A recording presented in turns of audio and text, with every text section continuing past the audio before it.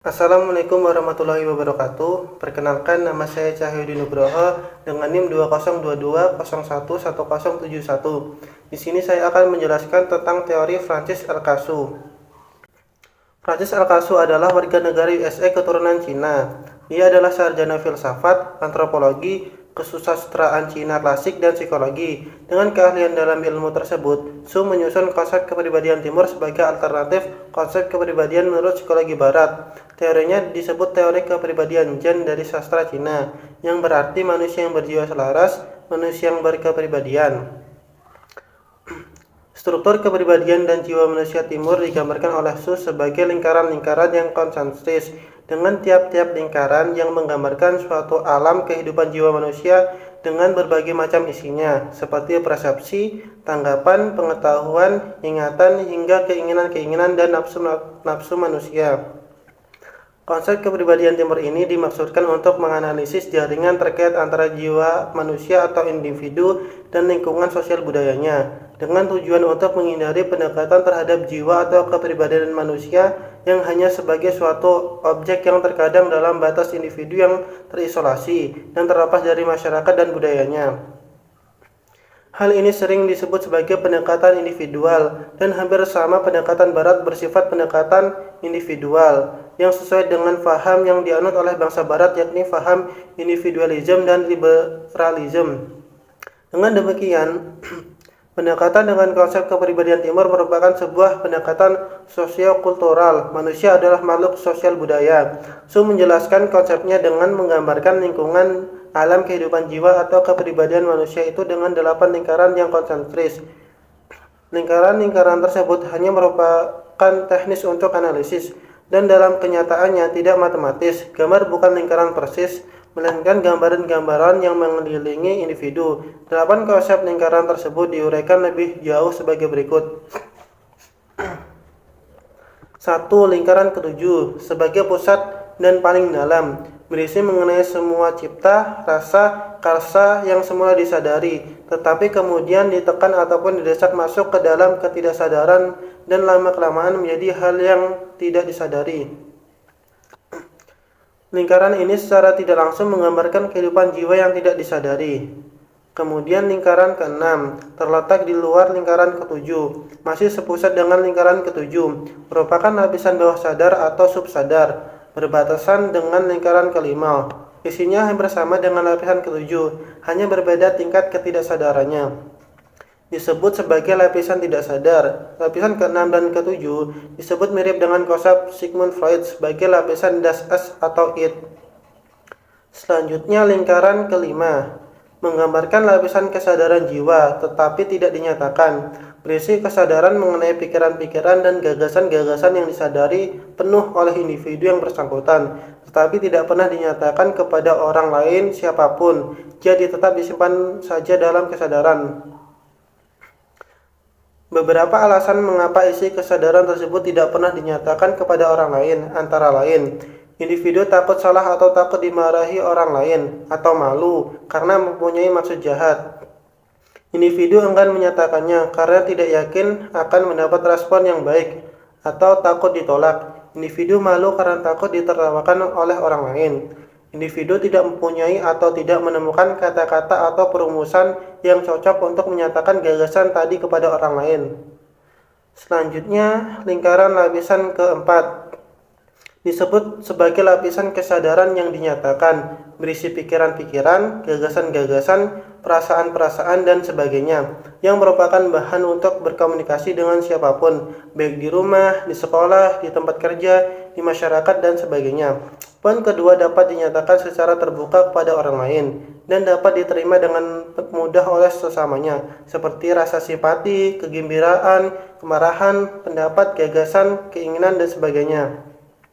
Selanjutnya lingkaran ketiga disebut sebagai lapisan lingkaran hubungan karib atau hubungan akrab atau intimate society, berisi konsepsi-konsepsi tentang orang-orang, binatang, atau benda-benda yang diajak bergaul dan berkomunikasi secara karib atau intimate oleh individu.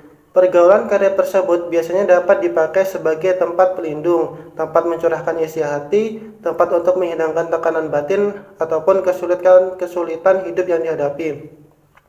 Pendukung dari lapisan hidup kejiwaan ini adalah orang tua, sahabat karib, saudara, teman dekat, dan sebagainya.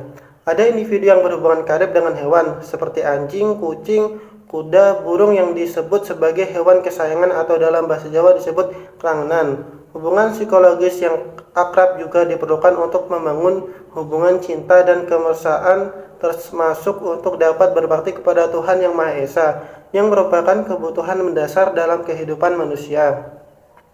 Hubungan kebaktian terhadap Tuhan Yang Maha Esa membuat hidup manusia menjadi seimbang dengan kehidupan duniawi, keharta bendaan, sehingga dapat hidup harmonis, yakni tumbuh suasana dan pola hidup yang selaras dan seimbang.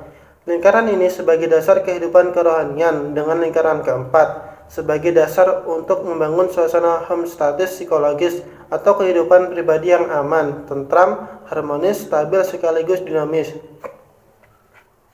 Kemudian lingkaran kedua menggambarkan lingkungan hidup kejiwaan yang berhubungan dengan kegunaan. Hubungan kegunaan yang dimaksud misalnya hubungan antara penjual dan pembeli di pasar atau di toko, hubungan antara tukang mandor di tempat kerja bangunan. Hubungan kegunaan telah selesai ketika penjual telah menyerahkan barang kepada pembelinya dan pembeli membayar harga barangnya. Hubungan kegunaan tidak perlu disertai cinta dan kemesraan, namun dapat terjadi. Contoh, hubungan jual beli yang kemudian terjadi persahabatan karib antara penjual dan pembeli. Maka jika hal ini terjadi, hubungan ini akan masuk ke dalam lingkaran kejiwaan ketiga. Hubungan kegunaan dengan benda dan hewan juga tidak sampai pada hubungan karib. Kemudian lingkaran nomor 1 merupakan gambaran lingkungan hubungan jauh, terdiri dari pikiran dan sikap dalam alam jiwa manusia tentang manusia, benda-benda, pengetahuan, adat, dan sebagainya. Jarang sekali memiliki pengaruh langsung kepada kehidupan seseorang dalam sehari-harinya. Biasanya orang merasa masa bodoh atau cuek saja terhadap lingkungan hubungan jauh ini. Misalnya, para petani di desa-desa entah di Jawa, di Kalimantan, ataupun di Irian Jaya. Mereka pada umumnya merasa masa bodoh terhadap kota Jakarta. Mereka merasa jauh, tidak kenal dengan apa-apa mengenai kota Jakarta. Contoh lain, tukang batu bangunan yang merasa cuek juga dengan masalah komputer Pentium 2 MMX. Mereka semuanya tidak ada kepentingan langsung terhadap hal-hal yang jauh dan rumit-rumit itu. Lingkungan hubungan jauh tidak banyak menarik perhatian orang awam dan menjadi di luar perhatian jiwanya karena tidak ada tempat dan fungsi langsung di dalam kehidupan individu yang terkait dengan kesehariannya. Kemudian yang terakhir, lingkaran nomor 0 merupakan lingkaran paling luar, disebut sebagai lingkaran dunia luar. Terdiri dari pikiran-pikiran ataupun anggapan-anggapan yang mirip dengan isi pada lingkaran nomor 1, namun memiliki beberapa perbedaan, yaitu isi kejiwaan dalam lingkaran nomor 1 adalah hal-hal di luar masyarakat individu yang bersangkutan, tetapi masih dalam lingkungan bangsa dan negaranya, misalnya masih dalam wilayah Indonesia.